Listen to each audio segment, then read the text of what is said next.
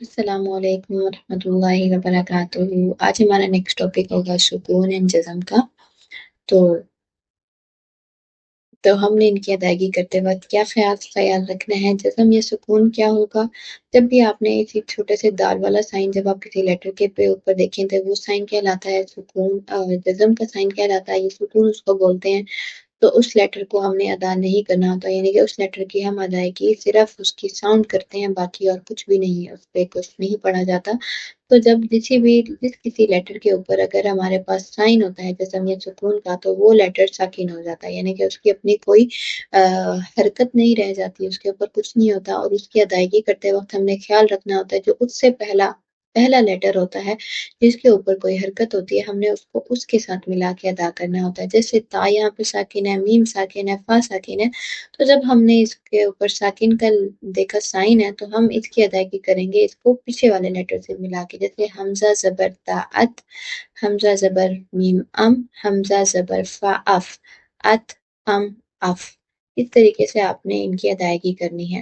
پھر اگر یہاں پہ آپ نے یاد رکھنا ہے کہ اگر کبھی آپ دیکھیں کہ حمزہ کے اوپر جزم آ گیا، کسی کے درمیان میں لیٹرز کے درمیان میں حمزہ آ گیا، اس کے اوپر جزم آ گیا ہے، تب آپ نے اس کو حمزہ کے پڑھنا ہی نہیں ہے، اور آپ نے اس جگہ جھٹکا دینا ہوتا ہے۔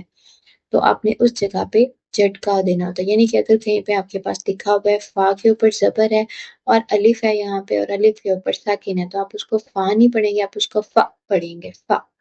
تو آپ نے اس کو جھٹکا دینا ہوتا ہے۔ اب کچھ ایگزامپل ہمارے پاس سکون کی ہیں، جزم کی ہیں، جیسے ہم نے ان کی ادائیگی کرنی ہے تو ہم نے کیسے کرنی ہے؟ جیسے با زبر عین با، دال پیش دو، بعدو، با زبر تو بط، شین زبر شا، بط شا، کاف پیش نون کن، تا پیش تو، کن تو، جیم زبر میم جمع، عین دو زبر عن، جمع عن، خواب پیش سین خوش، خس، را دو زیر رن، خس رن۔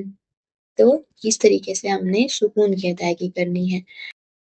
اب نیکسٹ ہمارے پاس سکون میں ایک اور چیز آ جاتی ہے قلقلہ۔ ہمارے پاس 5 اسپیسیفک لیٹرز ہیں، جب ان کے اوپر جزم کا سائن آتا ہے تب ہم ان کی آواز میں وائبریشن ڈالتے ہیں، ہم ان کو ہلا کے پڑھتے ہیں، خوب ہلا کے پڑھتے ہیں۔ تو وہاں پہ ہم جنبش یا حرکت دیتے ہیں، جس کا مطلب یہ ہوتا ہے کہ ہم نے ان لیٹرز کو ہلا کے پڑھنا ہے، اور اس پروسیس کو ہم نام دیتے ہوتے ہیں قلقلہ، قلقلہ۔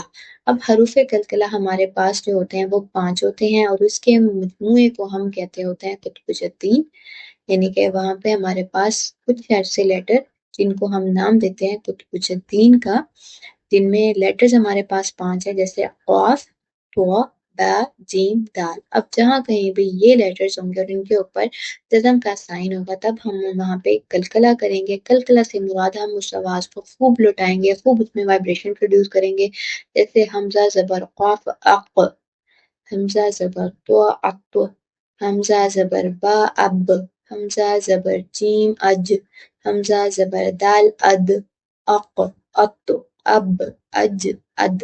تو تھوڑی سی وائبریشن آپ کو ادا کرتے وقت بھی خود ہی محسوس ہو جائے گی۔ تو اس پروسیس کو ہم نام دیتے ہوتے ہیں قلقلہ کا۔